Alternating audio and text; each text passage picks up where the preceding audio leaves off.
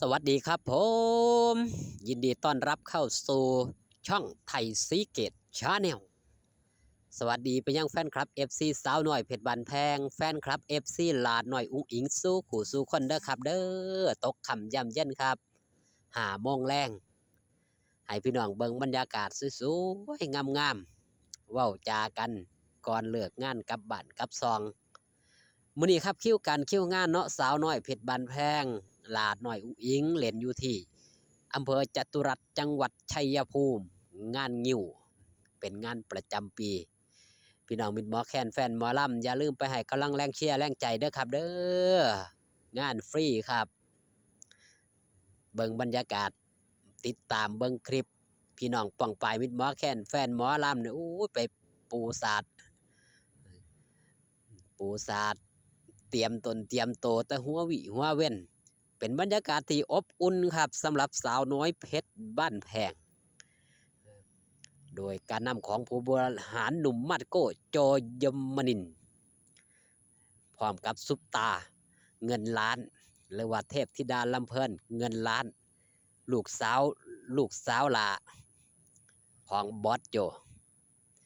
ลูกสาวหลาแต่อายุหลายกว่าหมู่พี่น้องป้องพายมิตรหมอแค้นแฟนหมอลำก็อย่าลืมไปให้กำลังแรงเชียร์แรงใจครับสำหรับสาวหน่อยเพชรบันแพงมื้ออื่นก็ยังเป็นชัยภูมิคือเก่าคือเดิมอำเภอบ้านเข้าจังหวัดชัยภูมิอยู่บ่ไก่กันกันกับอำเภอจตุรัสครับเบิงบ่จุใจข้ามคืนนี่ติดตามน้ำไปเบิงได้ทางหุ่นครับอำเภอบ้านเข้าจังหวัดชัยภูมิมาว่าฮอดจอดถึงครับข่าวสารเรื่องราวเกี่ยวกับประเด็นฮิตประเด็นฮอตณยุคปัจจุบันนั่นก็คือหยังครับนั่นก็คือข่าวสารเรื่องราวของ FC จักเป็น FC โตจริงจักเป็น FC โตปลอมนี่ซุมื้อนี่มันมีครับจังไดจังว่าจังสั่น FC โตจริงยิ่งยังครับยิ่งเป็นศิลปินที่กำลังเด่นกำลังดังกำลังมีคนหูจักเฮาก็สิเห็น FC จักโตส่วนมากจะเป็นโตปลอมบ่แม่น FC โตจริงหรอกไปจุดประเด็นไปสร้างประเด็นตามช่องต่างๆอย่างแต่ก่อนเฮาก็สิได้เห็นครับอ้างตนอ้างโตไปเป็น FC ลาน้อยอุ้งอิงจังสิเห็นบ่ครับเป็น FC ฮักแพงณปัจจุบันก็สิมีศิลปินอีกผู้หนึ่งเด็กน้อยกำลังใหญ่กำลังโตนี่แหละกำลังเด่นกำลังดังเห็นบ่มันก็จะมีพวก FC ปลอมๆนี่แหละไปป่วนช่องนั่นไปป่วนช่องนี้สร้างประเด็นศิลปินนี่บ่มีปัญหาหยังหรอกครับส่วนมากจะเป็นนี่ละพวกก่อกวนถ้าเป็น FC จริงเขาก็บ่ได้มีปัญหาหยังมากมายเขาหักเขาแพงศิลปินเขาหูจักว่าเขาต้องเฮ็ดโตจังไดเขาปฏิบัติตนปฏิบัติโตจังไดแม่นบ่ครับแต่ FC ปลอมนี่บ่ได้เลือกได้ครับเพราะว่าหยังยิ่งสร้างความเสียหายให้กับศิลปินยิ่งถูกมองถูกจับจ้องคนเข้ามาเบิ่งช่องหลายๆจังซี่นะครับบางคนก็สิเป็นจังซั่นเห็นบ่ครับตั้งแต่เรื่องราวของหลาน้อยอุ้งอิงคือกันมันก็สิมีพวกป่วนเห็นบ่ครับสร้างช่องขึ้นมาตีข่าวประโคมข่าวแฟนคลับศิลปินอ้างเป็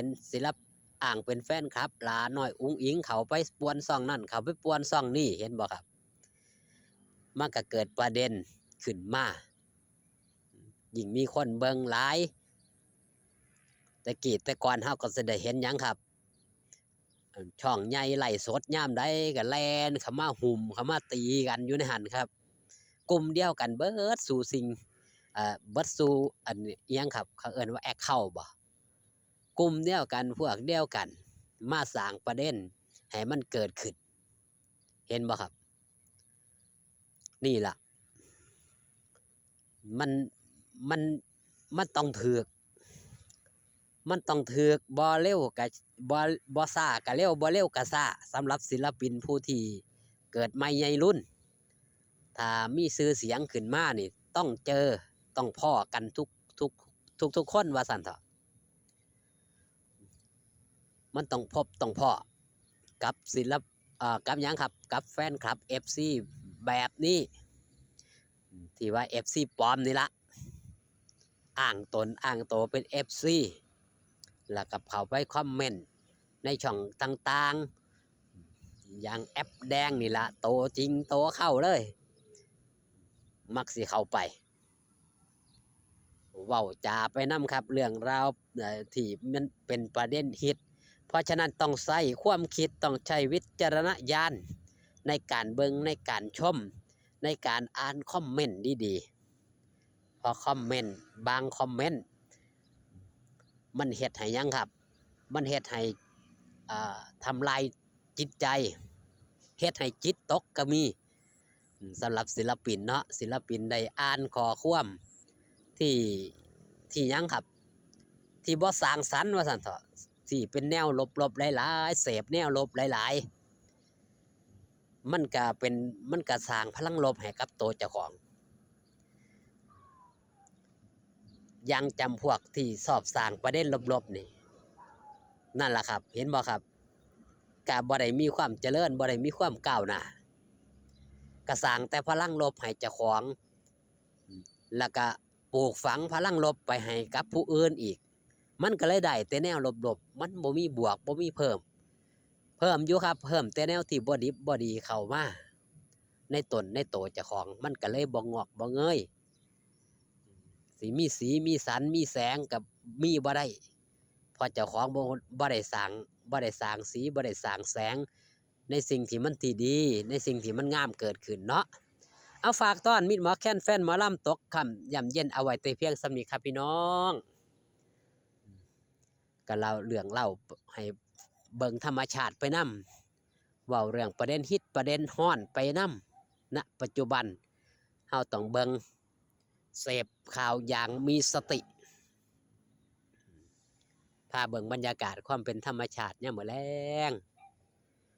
พลังบวกให้กันขอบคุณที่มาเบิ่งขอบคุณที่มาแย่งพ้อกันคลิปหน้าเด้อครับเด้อสบายดีครับผม